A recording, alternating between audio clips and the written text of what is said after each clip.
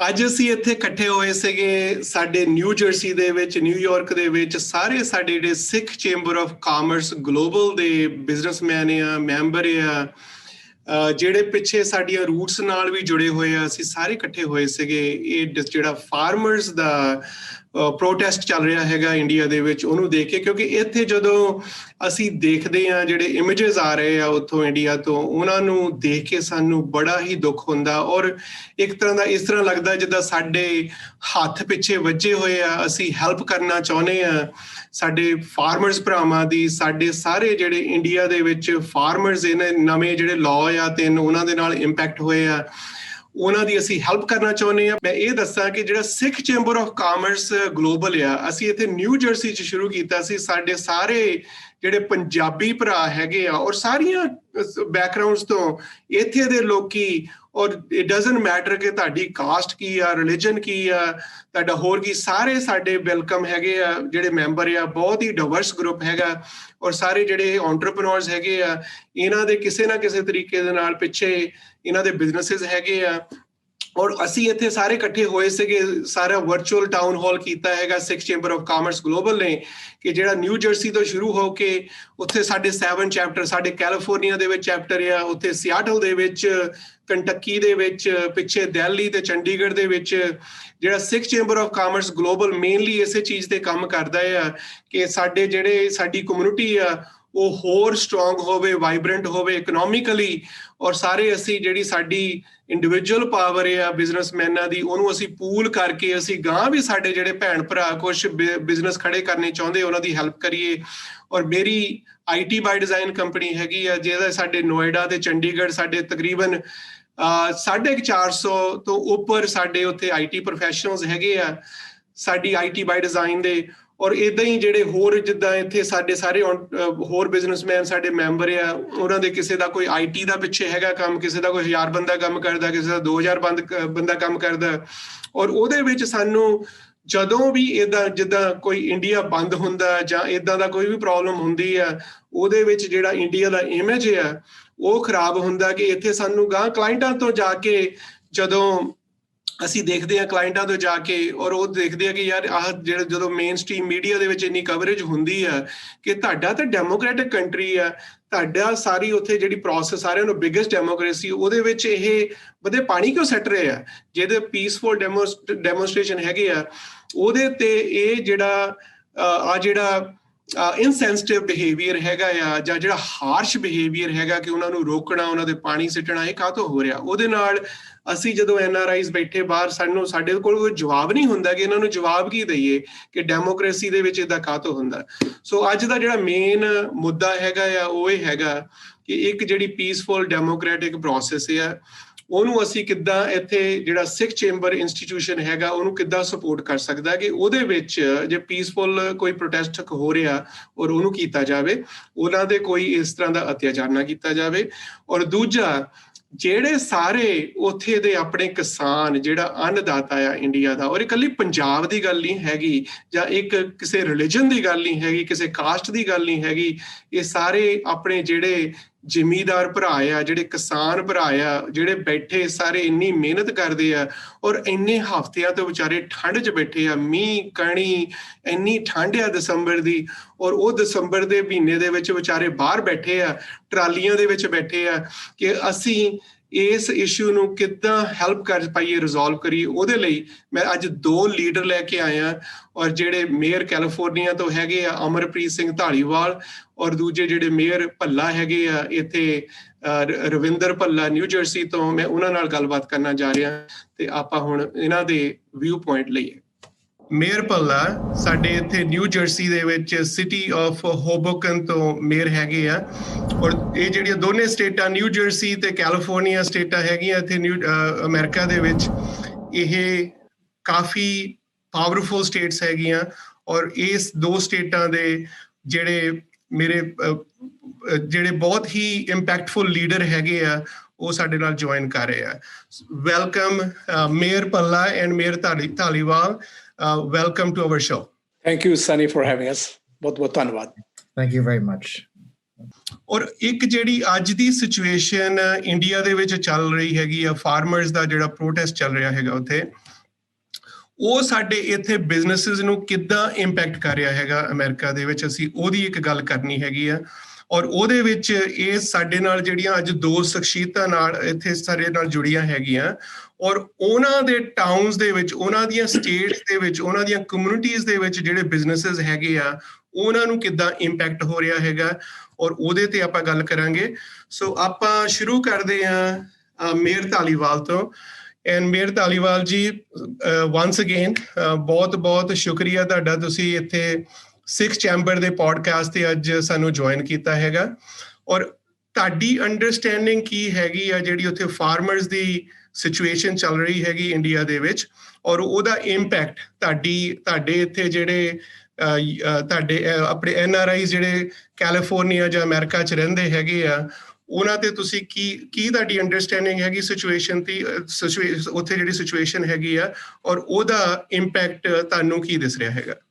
First of all, Sunny, let me congratulate the Sikh Chamber of the Global Chamber of Commerce. I have been part of it ever since 2012, I think, the first time, and I had an opportunity to meet with the Chandigarh chapter and Delhi chapter, Bay Area chapter, some folks from Kentucky, and it's phenomenal to have our community, Sikh community, united under the thread of commerce. I think it's a wonderful concept, and they've done a great job. Mera jada city hai or mera region hai, it's basically agriculture region. We call it Punjab, away from Punjab. My economy here is dependent on agriculture here. We have a lot of farmers who export almonds to India, and they do a lot of business with India.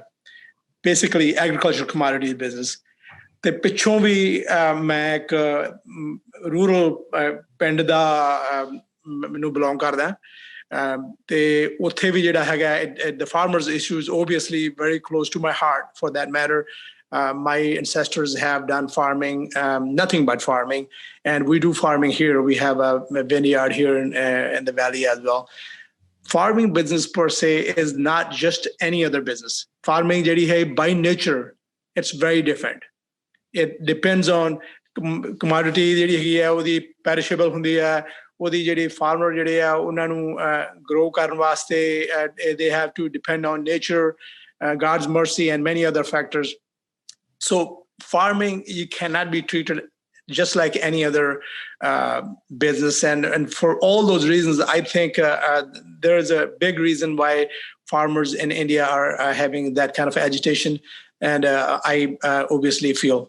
Thank you. And Ravi, ਤੁਸੀਂ ਇੱਥੇ ਕੀ impact ਦੇਖਦੇ ਆ new jersey 'ਚ ਆਪਣੇ ਜਿਹੜੀ community members ਤੁਹਾਨੂੰ ਮਿਲਦੇ ਹੈਗੇ ਆ, ਜਾਂ ਤੁਸੀਂ ਜੋ ਤੁਹਾਡੀ ਅੰਡਰਸਟੈਂਡਿੰਗ ਕੀ ਹੈਗੀ ਅੱਜ ਦੀ ਸਿਚੁਏਸ਼ਨ ਦੀ, ਔਰ ਤੁਸੀਂ ਇੰਪੈਕਟ ਕੀ ਦੇਖ ਰਹੇ ਆ? Sat Shri Akal to everyone in the Sikh community who's watching. And again, just to underscore Mayor Dhaliwal's remarks, we just want to extend our gratitude to the Sikh Chamber of Commerce. And I also have had the privilege of watching the growth of the commerce and watching really the interconnectivity between India and the United States by way of small business, entrepreneurship, and the way that what happens in Punjab or Uttar Pradesh or Haryana can have an impact right here in New Jersey, because these businesses are interconnected. This is not like a situation 40 or 50 years ago, but what happens in Punjab or in India has real actual consequences for economies globally, including the United States and New Jersey specifically. So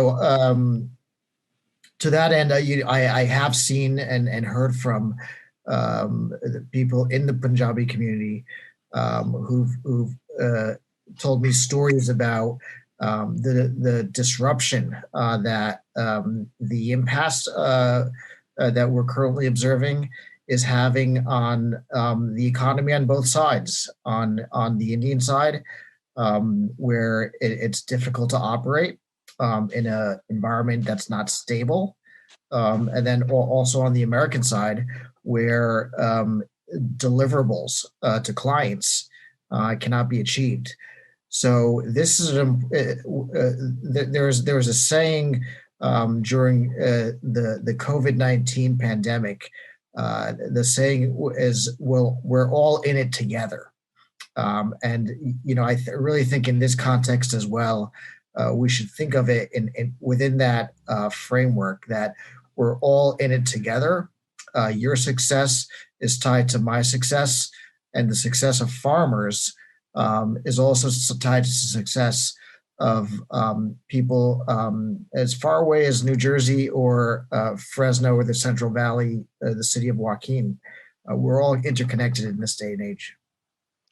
ਹਾਂਜੀ, thank you Ravi. And ਜਿੱਦਾਂ ਤੁਸੀਂ ਕਹਿ ਰਹੇ ਹੋ ਵੀ ਕਿ ਜਿਹੜਾ ਸਿੱਖ chamber of commerce ਹੈਗਾ ਇੱਥੇ, ਇਹ ਇਕੱਲੀ ਸਿੱਖ ਇਸ਼ੂ ਨਹੀਂ ਹੈਗਾ ਜਾਂ ਕੋਈ ਸਿੱਖਾਂ ਦਾ ਨਹੀਂ ਹੈਗਾ। ਇੱਥੇ ਮੇਰੇ ਬਹੁਤ ਫਰੈਂਡ ਜਿਹੜੇ ਕੁਝ ਹਰਿਆਣਵੀ ਹੈਗੇ ਆ ਜਾਂ ਹੋਰਾਂ ਸਟੇਟਾਂ ਤੋਂ, ਚਾਹੇ ਸਾਊਥ ਇੰਡੀਆ ਤੋਂ ਹੈਗੇ ਆ, ਜਿਹੜੇ ਇੱਥੇ ਐਂਟਰਪ੍ਰੈਨਿਓਰਸ ਹੈਗੇ, ਜਿਹੜਾ ਇੰਪੈਕਟ ਜੋ ਅੱਜ ਕੋਈ ਵੀ ਸਿਚੁਏਸ਼ਨ ਇੰਡੀਆ 'ਚ ਆਉਂਦੀ ਹੈਗੀ ਉਹਦਾ ਇੰਪੈਕਟ ਇੱਥੇ ਹੁੰਦਾ ਹੀ ਆ।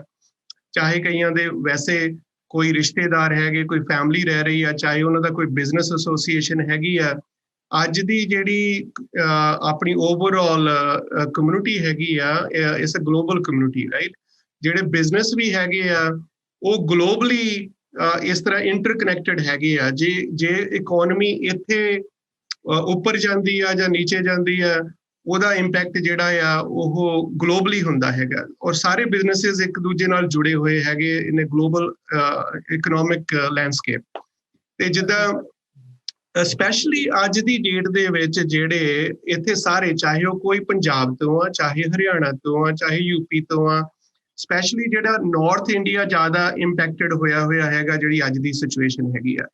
ਔਰ ਮੈਂ ਪਰਸਨਲੀ ਗੱਲ ਕਰਾਂ ਕਿ ਇੱਕ ਬੰਨੇ ਚਲੋ ਜਿਹੜੀ ਸਿੱਖ ਚੈਂਬਰ ਆਫ ਕਾਮਰਸ ਹੈਗਾ ਆ, ਉਹਦੇ ਵਿੱਚ so am the founder and president of Sikh chamber of commerce, ਪਰ ਨਾਲ ਜਿਹੜਾ ਮੇਰਾ ਬਿਜ਼ਨਸ ਹੈਗਾ ਉਹ IT ਦਾ ਬਿਜ਼ਨਸ ਹੈਗਾ। IT ਬਾਈ ਡਿਜ਼ਾਈਨ ਕੰਪਨੀ ਹੈਗੀ ਆ, ਔਰ ਟੋਟਲ ਸਾਡੇ ਤੋਂ ਇਸ ਟਾਈਮ ਤੇ 500 IT ਪ੍ਰੋਫੈਸ਼ਨਲ ਕੰਮ ਕਰਦਾ ਹੈਗਾ।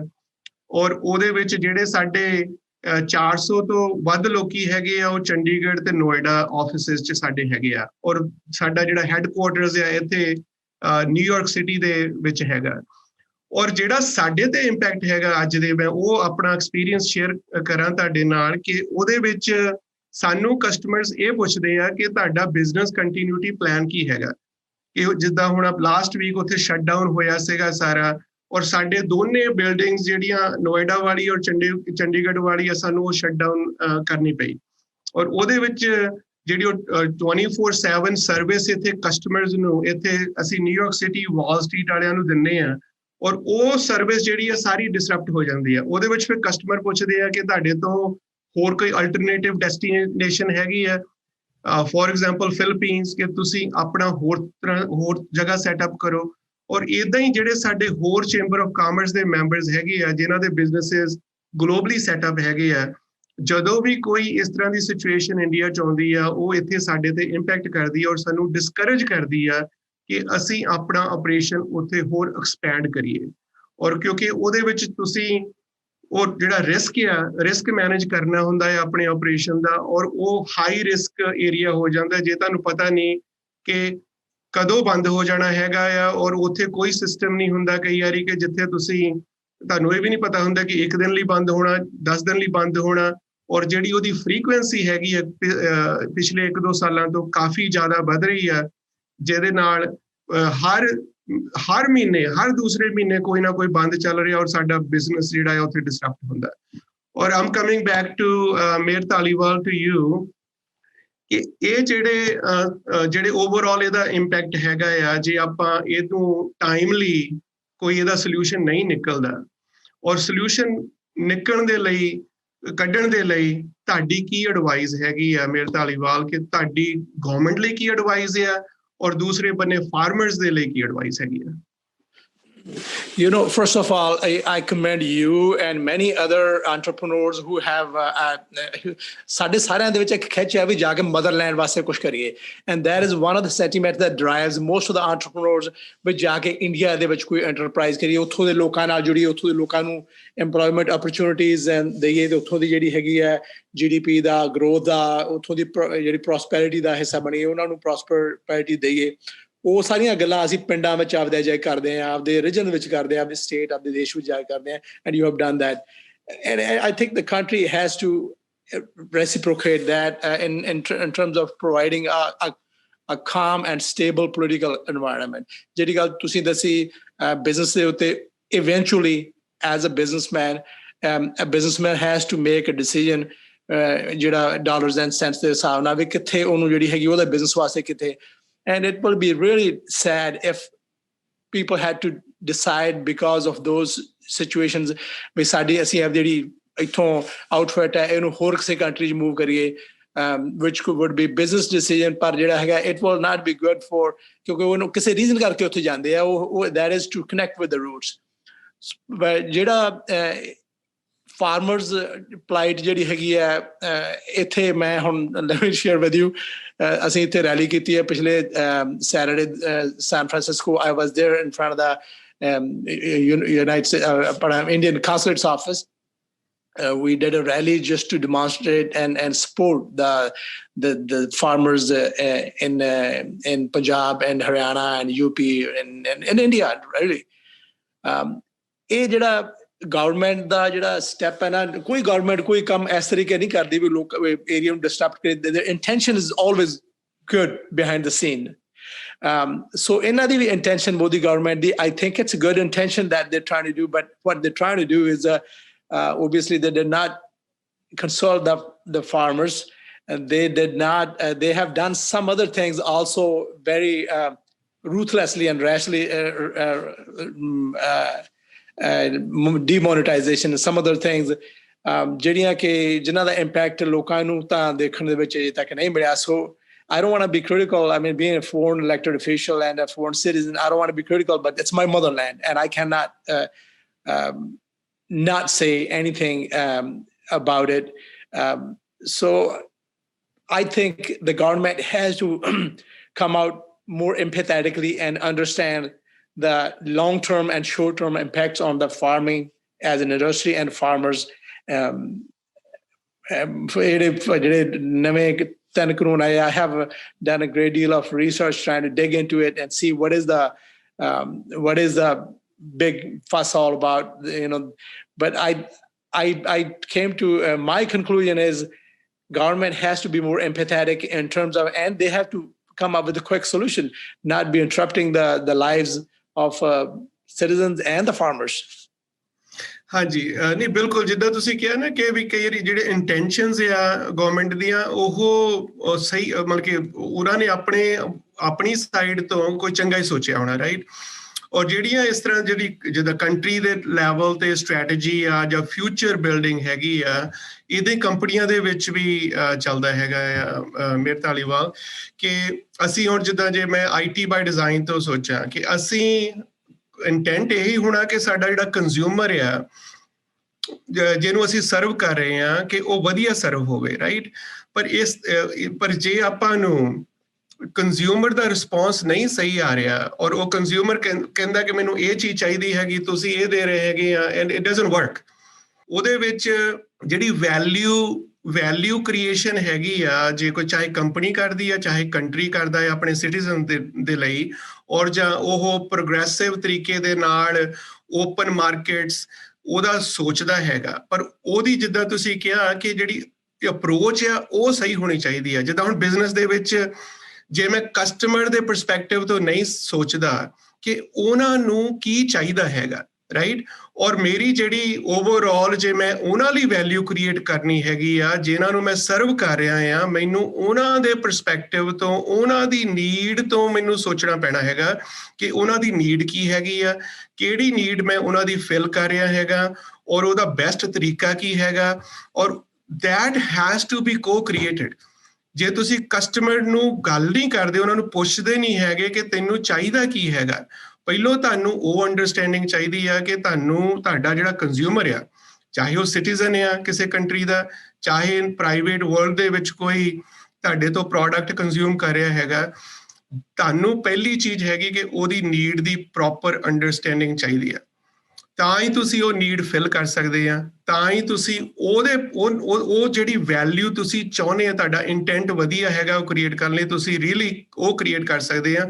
ਉਹਦੇ ਲਈ ਜਿਹੜਾ ਇੱਕ ਅਪਰੋਚ ਆ ਕਿ ਅਸੀਂ ਕ੍ਰੀਏਟ, ਪਹਿਲਾਂ ਅੰਡਰਸਟੈਂਡ ਕਰਨਾ ਆ ਸਿਚੁਏਸ਼ਨ ਨੂੰ, ਅੰਡਰਸਟੈਂਡ ਕਰਨਾ ਆ ਨੀਡ ਨੂੰ, ਅੰਡਰਸਟੈਂਡ ਕਰਨਾ ਆ ਸਟ੍ਰੈਟਜੀ ਨੂੰ ਕਿ ਫਿਊਚਰ ਬਿਲਡਿੰਗ ਦੇ ਪਰਸਪੈਕਟਿਵ ਤੋਂ ਕੀ ਹੈਗੀ ਆ, ਔਰ ਉਹ ਇਕੱਠੇ ਬੈਠ ਕੇ ਜੇ ਕ੍ਰੀਏਟ ਕੀਤੀ ਜਾਵੇ, ਔਰ ਉਹਦੇ ਨਾਲ ਜਿਹੜਾ ਕੁਛ ਗੈਪ, ਜਿਹੜਾ ਐਕਸਪੈਕਟੇਸ਼ਨ ਗੈਪ ਹੁੰਦਾ ਆ, ਅੰਡਰਸਟੈਂਡਿੰਗ ਗੈਪ ਹੈਗਾ ਆ, ਉਹ ਨਹੀਂ ਆ ਸਕਦਾ। ਜਿਹੜਾ ਮੇਰੇ ਪ੍ਰਾਈਵੇਟ ਕੰਪਨੀ ਦੇ ਕੰਜ਼ਿਊਮਰ ਐਕਸਪੀਰੀਅੰਸ ਤੋਂ ਮੈਂ ਆਪਣਾ ਸ਼ੇਅਰ ਕਰ ਰਿਹਾ ਸੀ।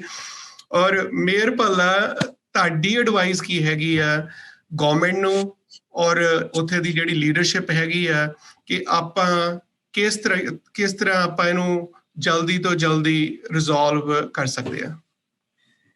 Well, the answer to that question really reminds me of the words of a gentleman named Rahm Emanuel.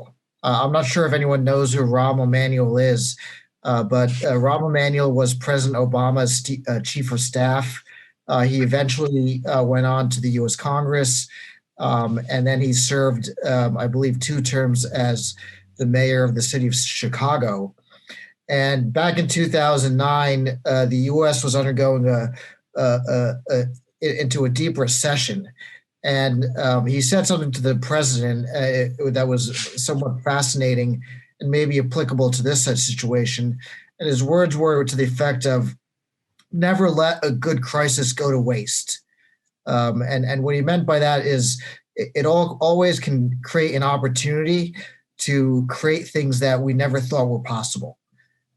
So here we are in this moment where there's an impasse, arguably a crisis of some sort, but we should look at it through the lens of opportunity, knowing that there's an opportunity for the government of India, now that people have spoken, not just people from Punjab or people from the Sikh community, but as you said, farmers from southern India, farmers from Haryana, from all over India. So this is not an issue that relates to religion at all. It's simply economics. And it relates to economics on the U.S. side as well, with businesses like the ones in New Jersey and in the city of San Joaquin. So I really think it's incumbent upon the Indian government to think about the story that Sonia told us.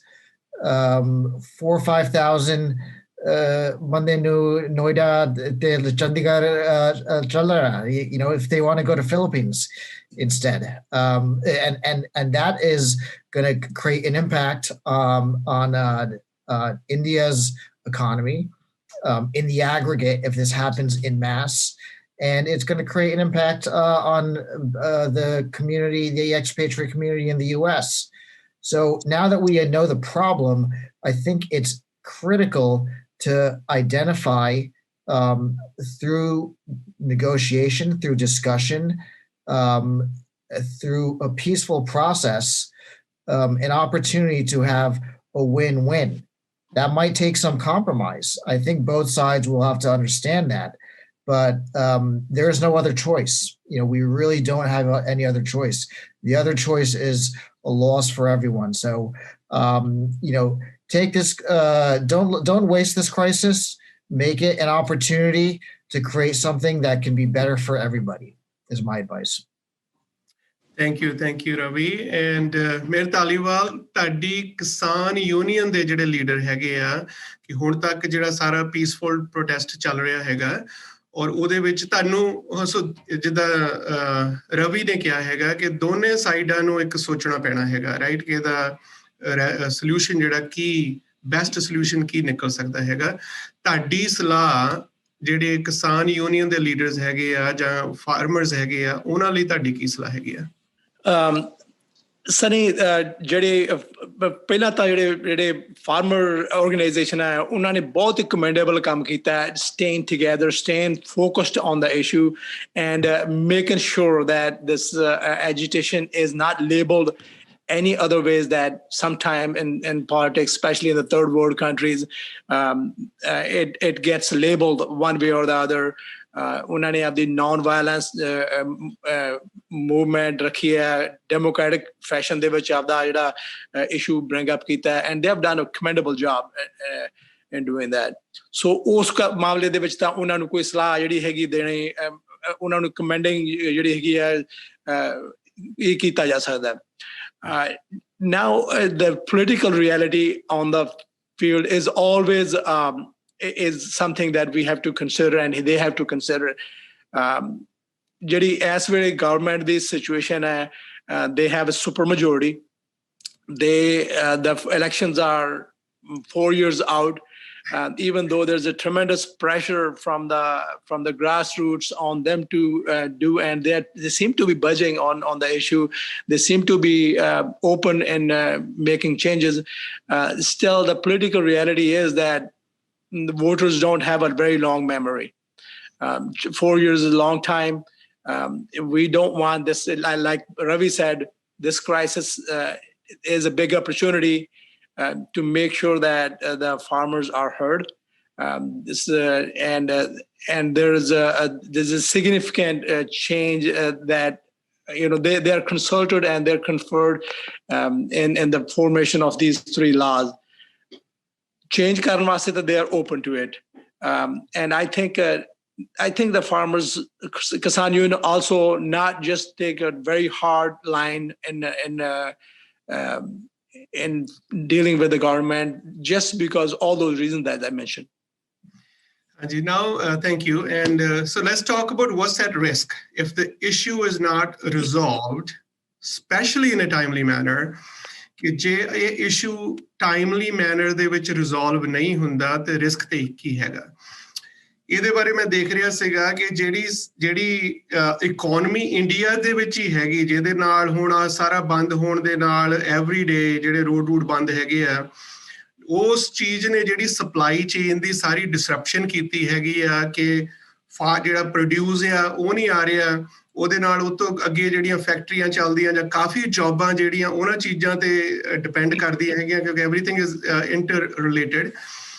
ਉਹਦੇ ਤੇ 3500 ਕਰੋੜ ਦਾ ਹਰ ਦਿਨ ਦਾ ਘਾਟਾ ਜਿਹੜਾ ਆ ਉਹ Punjab, Haryana, Rajasthan, UP, JNK, ਇਹ 4-5 ਸਟੇਟਾਂ ਜਿਹੜੀਆਂ ਕਾਫੀ ਜ਼ਿਆਦਾ ਇਹਨਾਂ ਦੀ GDP ਜੁੜੀ ਹੈਗੀ ਆ, ਉਹ 3500 ਕਰੋੜ ਦਾ ਹਰ ਦਿਨ ਦਾ ਘਾਟਾ ਹੈਗਾ ਸਿਰਫ ਲੋਕਲ ਸਪਲਾਈ ਚੇਨ ਜਿਹੜੀ ਡਿਸਰਪਸ਼ਨ ਆ।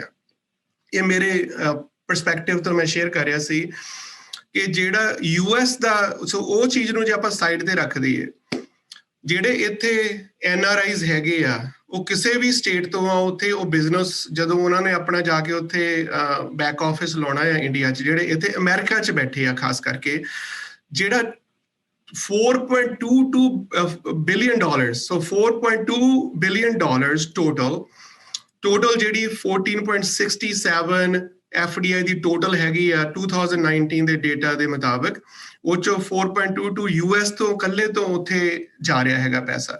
ਔਰ ਉਹਦੇ ਵਿੱਚ ਜਿਹੜੀਆਂ ਮੇਜਰ ਕੰਪਨੀਆਂ, ਚਾਹੇ ਉਹ ਸਾਡੇ ਵਰਗਾ ਕੋਈ ਸਮਾਲ ਬਿਗ ਬਿਜ਼ਨਸ ਹੈਗਾ ਆ ਜਿਹਦਾ ਕੋਈ 500 EMPLOYE ਆ, ਕਿਸੇ ਦਾ 1000 EMPLOYE ਆ ਉੱਥੇ ਕੰਮ ਕਰਦਾ, ਉਹ ਤੋਂ ਇਲਾਵਾ ਜਿਹੜੀਆਂ Fortune 500 ਕੰਪਨੀਜ਼ ਆ ਉਹਨਾਂ ਦੇ ਬਹੁਤ ਵੱਡੇ ਆਪਰੇਸ਼ਨ ਹੈਗੇ, ਗੜਗਾਉਂ ਤੋਂ ਲੈ ਕੇ ਜਿਹੜੇ ਇੱਥੇ ਨੋਇਡਾ ਦੇ ਵਿੱਚ ਤੇ ਗੜਗਾਉਂ ਦੇ ਵਿੱਚ ਸਾਰਿਆਂ ਨੂੰ ਜ਼ਿਆਦਾ ਕੰਸੈਂਟਰੇਸ਼ਨ ਉੱਥੇ ਹੈਗੀ ਆ।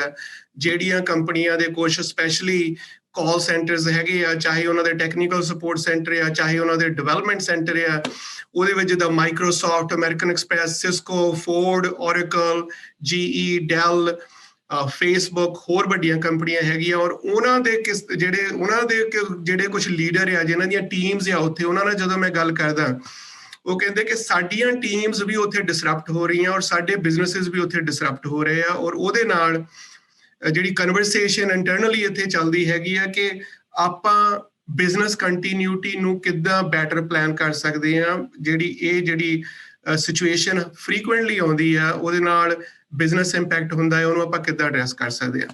ਸੋ ਮੇਰੇ ਪਰਸਪੈਕਟਿਵ ਤੋਂ ਇਹ ਜਿਹੜੇ ਓਵਰਆਲ ਮੈਨੂੰ ਚੀਜ਼ਾਂ ਦਿਸਦੀਆਂ ਹੈਗੀਆਂ ਕਿ ਉਹ NRIs ਜਾਂ ਬਿਜ਼ਨਸਿਸ ਨੂੰ ਜਾਂ ਇੰਡੀਆ ਦੀ ਇਕਨੋਮੀ ਨੂੰ ਕਿੱਦਾਂ ਬਾਹਰੋਂ ਇਕਨੋਮੀ ਜਿਹੜੀ ਗਲੋਬਲ ਇਕਨੋਮੀ ਨਾਲ ਇੰਡੀਆ ਜੁੜਿਆ ਹੈਗਾ ਉਹਦੇ ਤੇ ਕਿੱਦਾਂ ਫਰਕ ਪੈਂਦਾ ਹੈਗਾ, ਔਰ ਲੋਕਲ ਜਿਹੜੀ ਸਪਲਾਈ ਚੇਨ ਡਿਸਰਪਸ਼ਨ ਦੇ ਨਾਲ ਕਿੱਦਾਂ ਫਰਕ ਪੈਂਦਾ। ਔਰ ਇਹੀ ਕੁਐਸਚਨ ਮੈਂ Ravi, if I ask you the same question, what's at risk if the issue is not resolved? I mean, really, what's at risk is the creation of a vacuum where the opportunities and the operations, the supply chain operations, are simply going to diminish and go elsewhere to a region, a country that has the economic stability to support the multinational corporations that depend on these services, which are not being provided because of the crisis. So really, that is what is at risk. The risk lies, needless to say, with farmers who will be, at the mercy of multinational corporations and corporations within India. In terms of the mechanics of the legislation, which don't really want to get into for this conversation, but as it relates to the risk to businesses and the risk overall is that if you don't have a stable environment in which to conduct business, that business will simply transfer to another region or country where operations can, that continuity of operations can exist.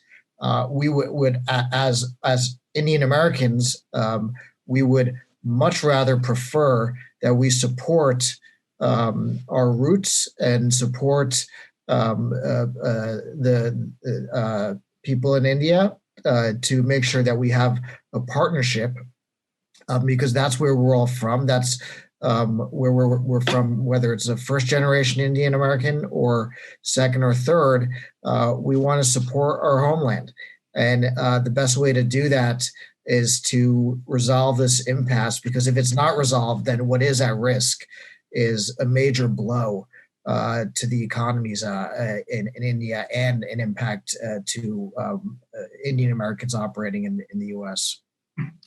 Thank you, Ravi. And Mir Dhaliwal, I'm just enjoying this conversation so much and want to spend a lot more time. But in the interest of time, apne to 2-3 minute hege hor ke Mir Dhaliwal, from your perspective, what's at risk? And ਜੇ ਆਪਾਂ ਇਹ ਜਲਦੀ resolve ਕਰ ਲੈਂਦੇ ਆ, government respond ਕਰਦੀ, ਹੁਣ ਤਾਂ ਗ੍ਰਿਡ ਲੋਕ ਲੱਗਿਆ ਹੈਗਾ, ਤੇ ਉਹਦੇ ਵਿੱਚ ਜੇ ਗਵਰਨਮੈਂਟ ਆਪਣੀ ਕੋਸ਼ਿਸ਼ ਕਰਦੀ ਆ, ਇਦੋਂ ਫਾਰਮਰਸ ਐਂਡ देयर ਲੀਡਰਸ ਉਹ ਵੀ ਉਹਦੇ ਵਿੱਚ ਕੰਟਰੀਬਿਊਸ਼ਨ ਕਰਦੇ ਆ, ਤੇ ਉਹਦੇ ਵਿੱਚ ਵਾਟਸ ਪੋਸੀਬਲ ਜੇ ਆਪਾਂ ਜਲਦੀ ਇੱਥੇ ਕੁਝ ਐਕਸ਼ਨ ਲੈ ਕੇ ਇਹਨੂੰ ਰਿਜ਼ੋਲਵ ਕਰ ਲੈਂਦੇ ਆ। ਸੋ ਰਿਸਕ ਤੁਹਾਨੂੰ ਕੀ ਦਿਸਦੇ ਹੈਗੇ ਆ ਔਰ possibilities Ki ਦਿਸਦੀਆਂ? A possibility for one, the Indian government has an opportunity to resolve that. They can resolve it. It's within their power to do it, quick resolution, and that will give them, in my heart, they'll give them a place that they're listening to their people. The protest, the size of the protest and the intensity and the feeling of the protest, it shows how people understand that issue and how impacted they will be if those 3 laws are not changed or abolished. So there's the court, the ball is in the government's court, for that matter. They can really win everybody's heart by taking a tread back and resolving that issue. Thank you. And ਜਿਹੜੇ ਇੱਥੇ Indian American ਐਂਟਰਪ੍ਰੈਨਿਓਰਸ ਹੈਗੇ ਆ, ਮੈਂ ਇੱਕ the Indus Entrepreneurs tie, ਸਾਰਿਆਂ ਨੂੰ strongest Indus ਐਂਟਰਪ੍ਰੈਨਿਓਰਸ ਦਾ network ਹੈਗਾ, ਉਹਦਾ ਮੈਂ ਚਾਰਟਰ ਮੈਂਬਰ ਹੈਗਾ। ਔਰ ਇੱਥੇ SACC ਦੇ ਜਿਹੜੇ ਸਾਡੇ ਮੈਂਬਰ ਹੈਗੇ ਆ, ਜਿਹੜੇ ਬਿਜ਼ਨੈਸਿਸ ਹੈਗੇ ਆ, ਸਾਡਾ ਇੱਕੋ ਇੱਕ ਬਹੁਤ ਵੱਡਾ ਡਰ ਹੈਗਾ। ਹਾਂਜੀ, ਸੋ ਸਾਡੇ ਜਿਹੜੇ ਇੰਡੀਅਨ ਅਮਰੀਕਨ ਐਂਟਰਪ੍ਰੈਨਿਓਰਸ ਦੇ ਪਰਸਪੈਕਟਿਵ ਤੋਂ ਮੈਂ ਟਾਈ ਨੈਟਵਰਕ ਦਾ ਵੀ ਹਿੱਸਾ ਹੈਗਾ, ਦਾ ਇੰਡਸ ਐਂਟਰਪ੍ਰੈਨਿਓਰ ਜਿਹੜਾ ਸਾਰਿਆਂ ਨੂੰ ਸਟਰੋਂਗੈਸਟ ਨੈਟਵਰਕ ਹੈਗਾ, ਔਰ ਇੱਥੇ ਸਿੱਖ ਚੈਂਬਰ ਆਫ ਕਾਮਰਸ ਦੇ ਜਿਹੜੇ ਸਾਡੇ ਮੈਂਬਰਸ ਆ, ਸਾਡਾ ਇੱਕੋ ਇੱਕ ਕੰਸਰਨ ਹੈਗਾ ਕਿ ਜੇ ਇਹ ਸਿਚੁਏਸ਼ਨ ਟਾਈਮਲੀ ਨਹੀਂ ਰਿਜ਼ੋਲਵ ਹੁੰਦੀ, ਔਰ ਇਹ ਫਰਦਰ ਸਾਊਥ ਜਾਂਦੀ ਹੈਗੀ ਆ, ਉਹਦੇ ਵਿੱਚ ਸਾਡੇ ਜਿਹੜੇ ਬਿਜ਼ਨਸਿਸ ਆ ਬਹੁਤ ਹਾਈ ਰਿਸਕ ਤੇ ਚੱਲ ਜਾਊਗੇ, ਜਿੱਥੇ ਅਸੀਂ ਟਾਈ ਨੈਟਵਰਕ ਤੋਂ, ਸਿੱਖ ਚੈਂਬਰ ਆਫ ਕਾਮਰਸ ਨੈਟਵਰਕ ਤੋਂ ਅਸੀਂ ਇੱਥੇ ਇੰਡੀਅਨ ਐਂਟਰਪ੍ਰੈਨਿਓਰਸ ਨੂੰ ਇਨਕਰੇਜ ਕਰਦੇ ਹਾਂ ਕਿ ਜੇ ਤੁਸੀਂ ਇਨਵੈਸਟਮੈਂਟ ਕਰਨੀ ਆ ਆਪਣੇ ਉੱਥੇ ਆਪਣੇ give back to our roots first। ਔਰ ਉਹ ਸਾਡੇ ਲਈ ਓਨਾ ਹੀ ਔਖਾ ਹੋ ਜਾਂਦਾ, ਓਨਾ ਹੀ ਸਾਡੇ ਲਈ ਚੈਲੰਜਿੰਗ ਹੋ ਜਾਂਦਾ ਆ ਇੱਥੇ ਉਹਨਾਂ ਬਿਜ਼ਨਸਿਸ ਨੂੰ ਜਿਹੜੇ ਸਾਡੇ ਮੈਂਬਰ ਆ ਉਹਨਾਂ ਨੂੰ ਇਨਕਰੇਜ ਕਰਨਾ ਕਿ ਆਪਣਾ ਉੱਥੇ ਜਾ ਕੇ ਕਰੀਏ ਔਰ ਉੱਥੇ ਜੌਬਾਂ ਕ੍ਰੀਏਟ ਹੋਣ, ਇੰਡੀਆ ਦੀ ਇਕਨੋਮੀ ਹੋਰ ਵਾਈਬ੍ਰੈਂਟ ਹੋਵੇ। ਉਹ ਇਹ ਜਿਹੜੀਆਂ ਇਹ ਚੀਜ਼ਾਂ ਇਹ ਸਾਡੇ ਦੇ ਵਰਕ ਅਗੇਂਸਟ ਅਸ। ਸੋ ਸਾਡੀ ਇੱਕੋ ਇੱਕ ਰਿਕੁਐਸਟ ਹੈਗੀ ਆ ਜਿਹੜੀ ਇੰਡੀਆ ਦੀ ਗਵਰਨਮੈਂਟ ਹੈਗੀ ਆ ਕਿ ਉਹ ਬੈਠ ਕੇ ਇਹਦਾ ਜਿਹੜਾ ਸੋਲਿਊਸ਼ਨ ਆ ਉਹ ਜਲਦੀ ਤੋਂ ਜਲਦੀ ਲੱਭੇ ਕਿ ਜਿਹੜੇ ਸਾਡੇ ਬਿਜ਼ਨਸਿਸ ਆਲਰੇਡੀ ਇੰਪੈਕਟ ਹੋ ਰਹੇ ਆ ਔਰ ਉੱਥੇ ਪੋਸੀਬਿਲਿਟੀ ਉਹਨਾਂ ਦੇ ਇੰਪੈਕਟ ਹੋਣ ਦੀ ਹੋਰ ਜ਼ਿਆਦਾ ਹੈਗੀ ਆ ਜੇ ਸਿਚੁਏਸ਼ਨ ਹੋਰ ਖਰਾਬ ਹੁੰਦੀ ਆ। ਔਰ ਉਹ ਸਾਡੀ ਹੰਬਲ ਰਿਕੁਐਸਟ ਹੈਗੀ ਆ ਇੰਡੀਆ ਦੀ ਗਵਰਨਮੈਂਟ ਨੂੰ ਕਿ ਉਹ ਇਹਦਾ ਸੋਲਿਊਸ਼ਨ ਆ ਉਹ ਜਲਦੀ ਤੋਂ ਜਲਦੀ ਲੱਭੇ। And mayor Dhaliwal, Mayor Bhalla, thank you so much for joining me today. Thank you very much.